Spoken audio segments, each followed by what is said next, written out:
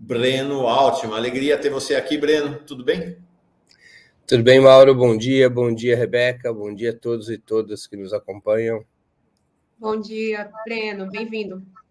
Muito bem-vindo. Então, Breno, eu acho que essa questão aí, bom, quanto mais vai chegando o domingo, vai se aproximando do domingo, mais esse tema está presente, né? 60 anos do golpe de Estado, na verdade, 70 anos desde a primeira tentativa, em 54, e aí a sequência de tentativas, e esse decreto de silêncio do presidente Lula sobre a manifestação do governo, né? E essa foi uma surpresa, né? Receber o comando militar todo hoje em audiência lá no Planalto, enquanto ele ignora a Comissão de Mortos e Desaparecidos, a Comissão das Vítimas, enfim.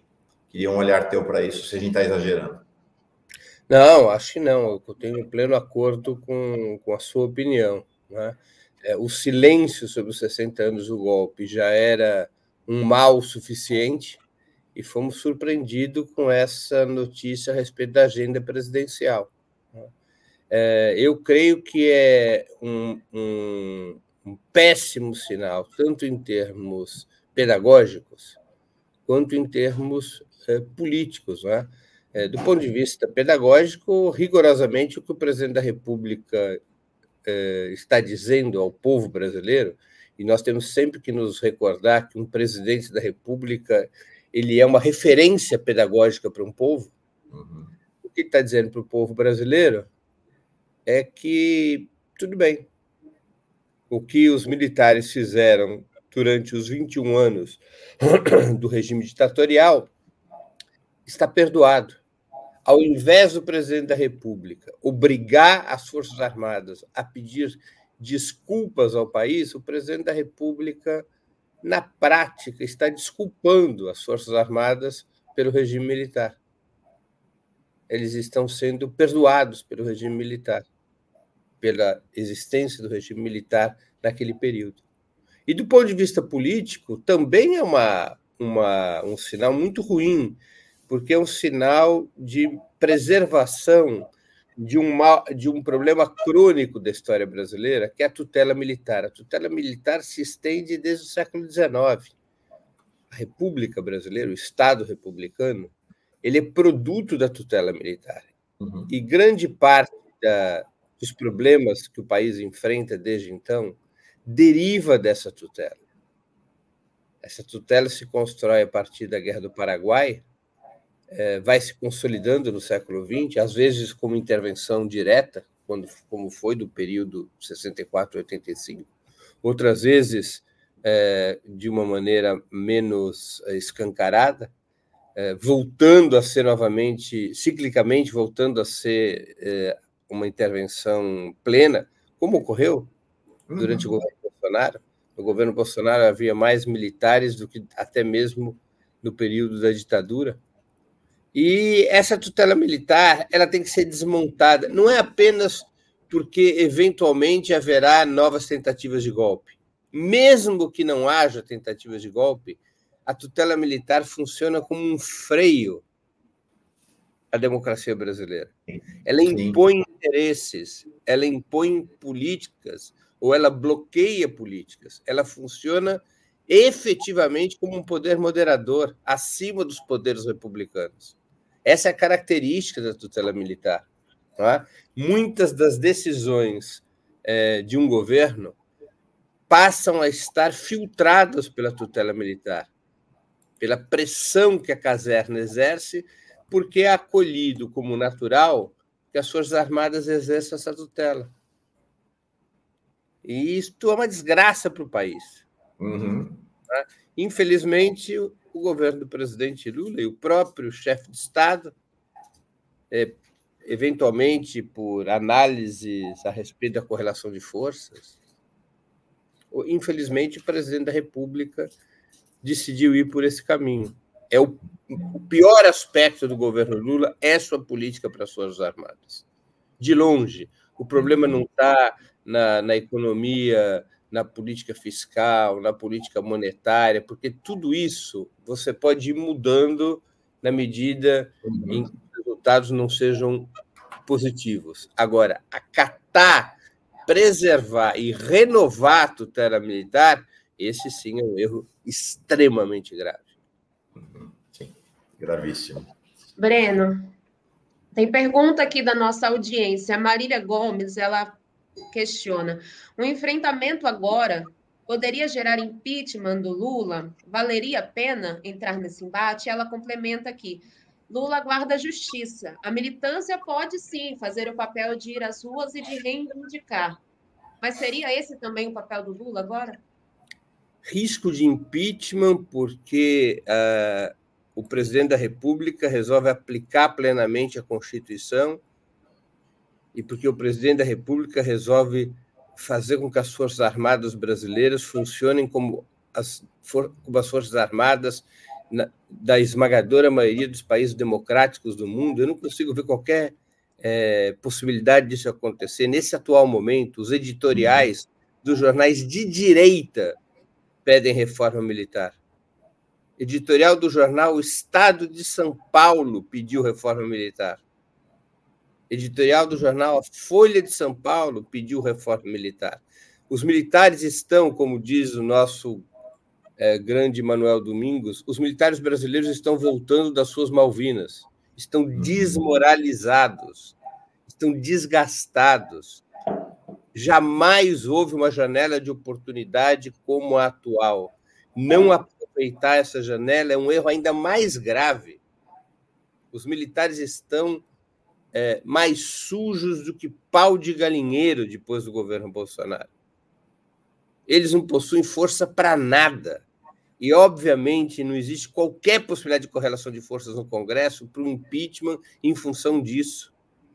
Ao contrário, parte importante do parlamento quer mostrar que tem distância em relação às tratativas golpistas de Bolsonaro com os militares.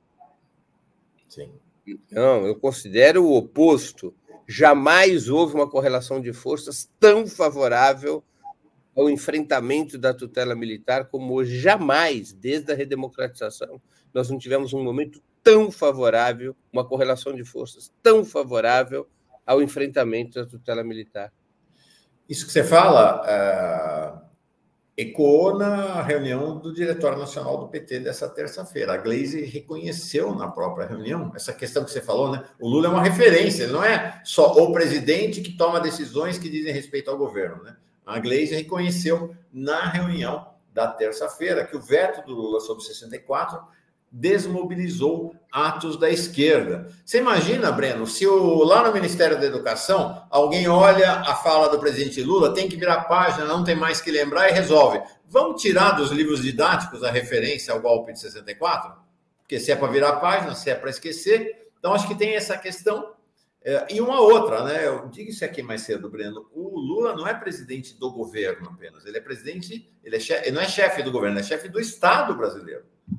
E ele, como chefe do Estado, tem obrigações, inclusive legais, em relação às vítimas da ação do Estado, né? Você tem toda a razão. Além do que, Mauro, vamos ser claros sobre isso. Essa ideia de que o presidente da República faz uma política de perdão às Forças Armadas e a militância tem que ir às ruas protestar, isto é uma ideia que não para de pé, com um devido perdão. Não para de pé porque em qualquer regime presidencialista, quem exerce a liderança da mobilização é o presidente da República. Quando o presidente da República abdica de exercer a liderança dessa mobilização, ele está enfraquecendo essa mobilização. Não é razoável nós imaginarmos que, num cenário como o cenário brasileiro atual, possa haver mobilização sem que o presidente da República as lidere. O Bolsonaro, do seu ponto de vista, estava absolutamente coberto de razão quando, no exercício da presidência, ele convocava as mobilizações da sua base político-eleitoral. Porque é assim mesmo no presidencialismo. No presidencialismo, o presidente da República é chefe de Estado, chefe de governo e líder da nação. Veja as manifestações na Colômbia. Elas existem e são multitudinárias porque o presidente Gustavo Petro as convoca. Veja a Venezuela, que é o único país da América do Sul que sobreviveu às tentativas golpistas, ou a eleição de correntes fascistas ou neofascistas, na Venezuela, que é caracterizada por grandes mobilizações desde o governo Chávez, todas essas mobilizações foram chamadas pelo presidente da República. O presidente da República é o líder da nação e é o líder de um projeto político. Então, a ideia de que partidos, sindicatos e movimentos podem ter força de mobilização sem que o presidente da República assuma essa liderança, essa é uma ideia que eu repito, com todo respeito, ela não para de pé, ela não tem lastro histórico. Ainda mais no momento em que os partidos, sindicatos e movimentos estão enfraquecidos, essa é uma realidade. As manifestações do dia 23 não foram esvaziadas, elas foram um fracasso retumbante. E a presidenta do PT, Gleisi Hoffmann, tem toda a razão quando aponta para as consequências negativas da declaração do presidente Lula a respeito de 64. Não é? Porque, na medida em que o presidente da República falou que se deveria esquecer aquele período, na medida em que o presidente da República acena implicitamente com um perdão às Forças Armadas, ele enfraquece a mobilização democrática. É uma opção. Eu entendo o cálculo. Aqui não vai uma crítica. Quem seria eu para fazer isso? Não é uma crítica moral ao presidente da República. O presidente da República, imagino eu, ele tem um cálculo. O cálculo que enfrentar as Forças Armadas poderia criar uma frente de desestabilização do seu governo, um cálculo de que criar um conflito com as Forças Armadas poderia ter consequências no parlamento, poderia ter reação de setores das elites do país, um cálculo de que não tem força para isso, um cálculo de que essa questão ela pode suscitar um ambiente político mais radicalizado, e o governo tem uma estratégia, e essa é outra discussão que a gente tem que fazer, né, Mauro? O governo tem uma estratégia de despolarização da sociedade. É uma estratégia que deu certo por alguns meses e me parece que agora ela vai se esvaziando, ela vai dando resultados ruins, como mostram as próprias pesquisas de opinião pública. A estratégia de despolarização está desarmando a esquerda no enfrentamento contra o bolsonarismo e o neoliberalismo. Essa estratégia de despolarização está esfriando o lado esquerdo da sociedade, quando o lado direito está quente. É uma estratégia política que, a meu juízo, ela perdeu eficácia, e mais do que perder eficácia, ela pode nos conduzir para uma situação de alto perigo. E o que me parece é que, em vez do governo Lula caminhar no sentido de um giro, ele está aprofundando essa estratégia, né? Ontem foi anunciado que vão sair as novas campanhas do governo Lula, que terão como slogan, vai ter 2 slogans, esses são seus slogans oficiais do governo Lula até agora. Bote fé no Brasil, é um slogan para tentar se aproximar dos evangélicos, e o outro é: isso é bom para todo mundo. Isso é bom para todo mundo, no espírito, é um aprofundamento daquela coisa do governo de união, né? União e reconstrução. O governo Lula, portanto, está aprofundando a estratégia, né? E nesse quadro também é que nós devemos interpretar a declaração do Itamaraty contra o governo venezuelano. Isso.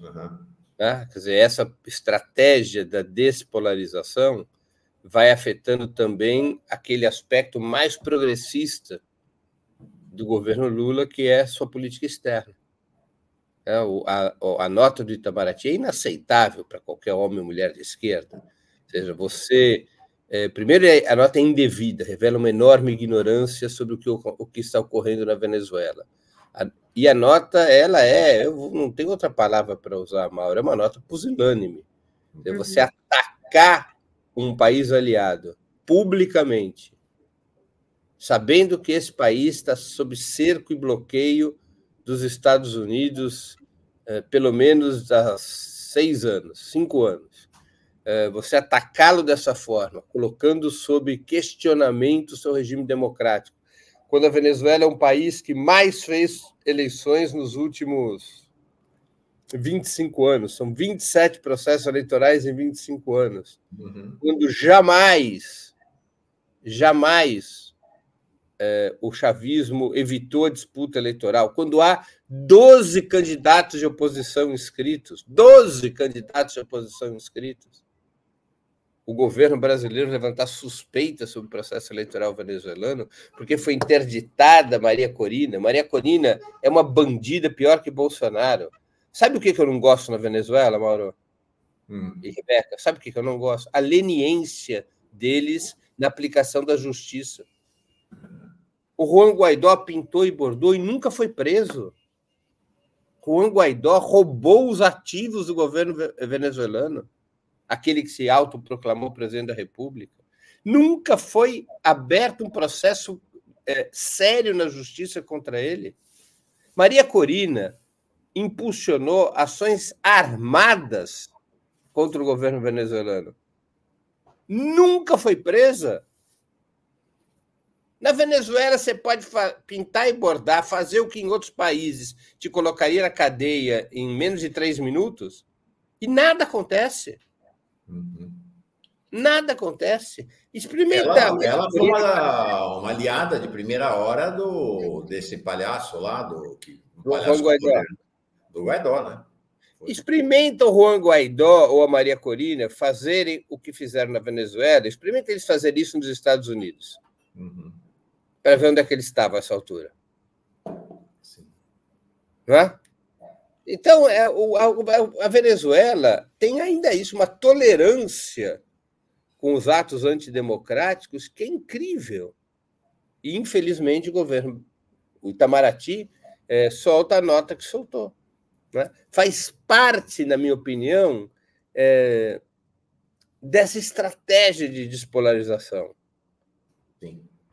Quer dizer, ou seja, a estratégia de despolarização que faz o governo arrumar da centro-esquerda para o centro e talvez até para a centro-direita começa a impactar a política externa do governo.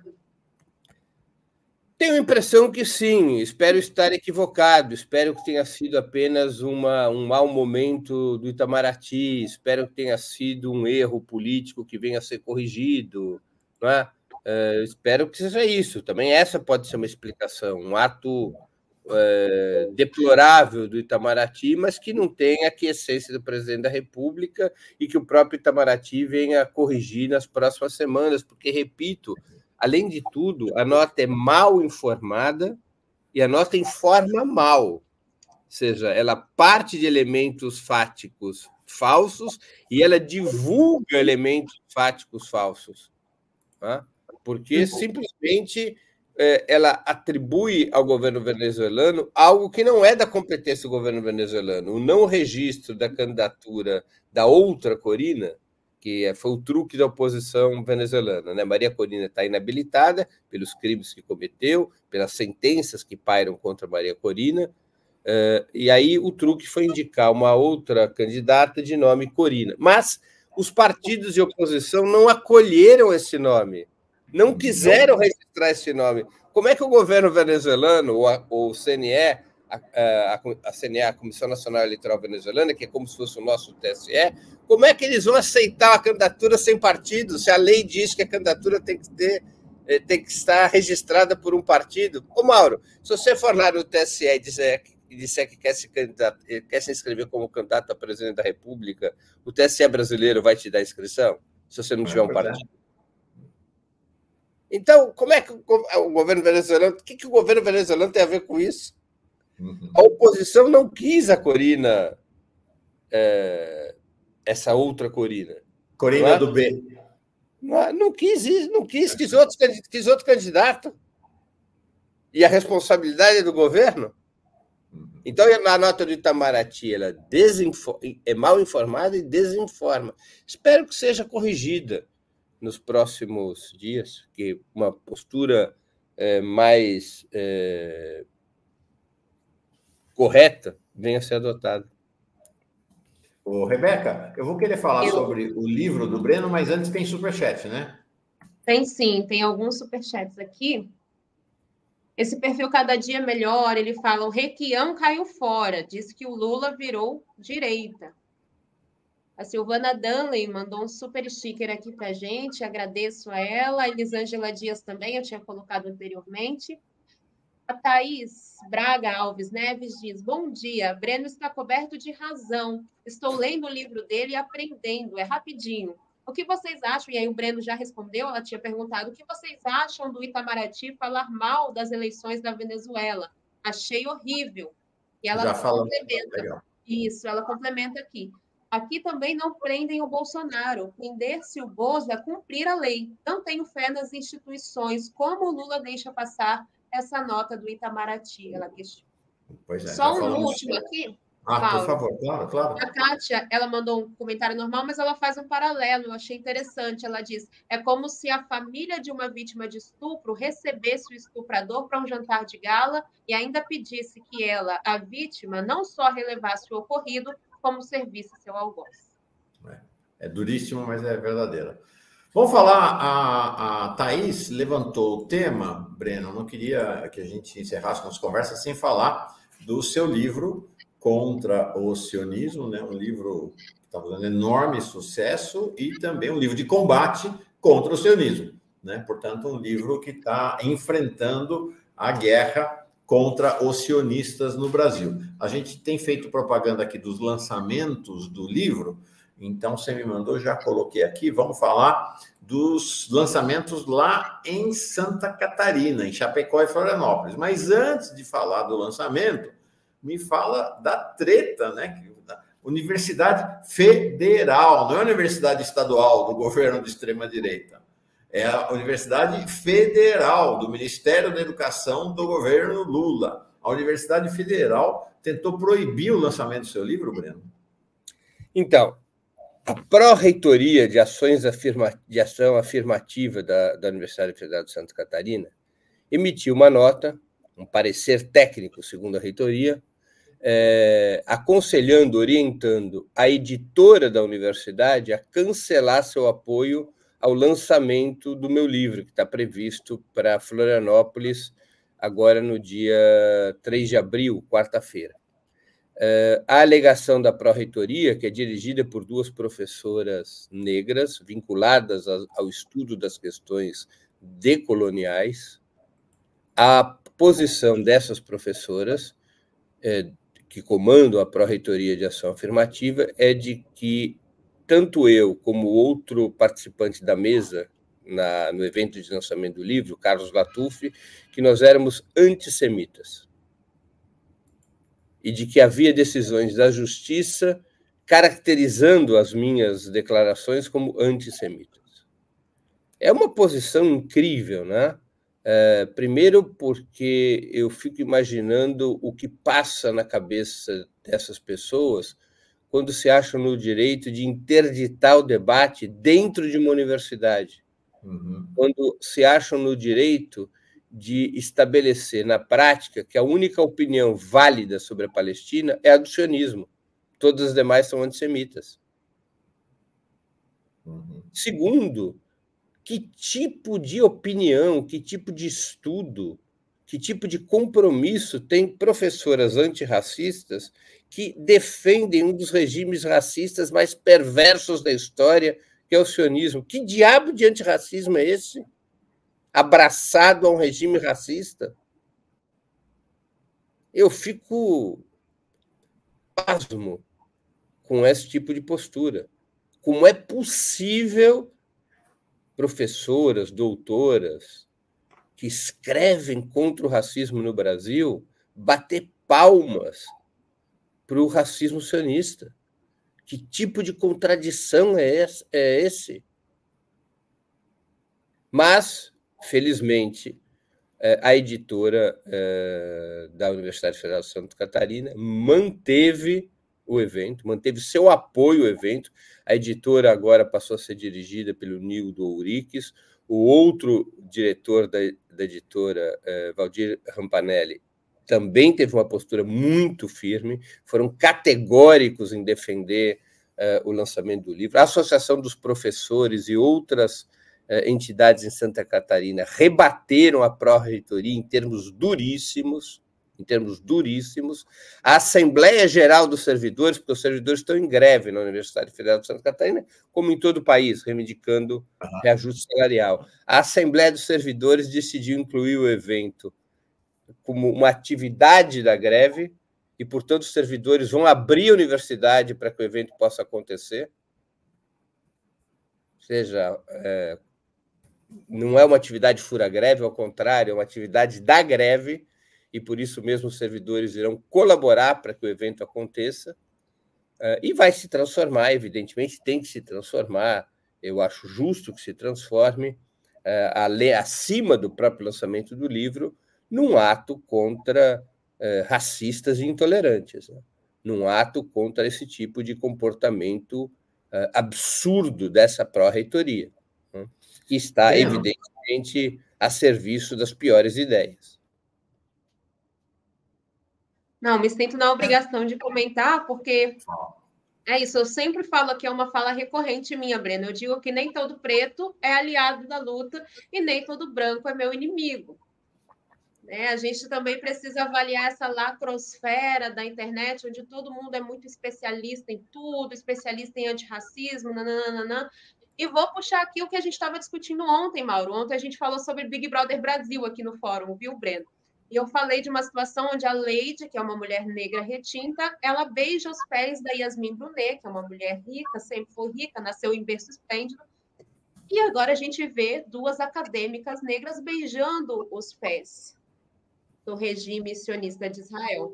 Então, quando eu for falar sobre esse assunto aqui na periferia da favela, eu vou fazer esse paralelo entre a Leide beijando os pés da Yasmin para falar como é grave, né, quando a gente se associa a regimes antidemocráticos. E aí é sobre isso que eu falo para vocês, quando eu falo que eu uso o gancho do que as pessoas acessam para falar de política, né? Isso também é uma estratégia de comunicação.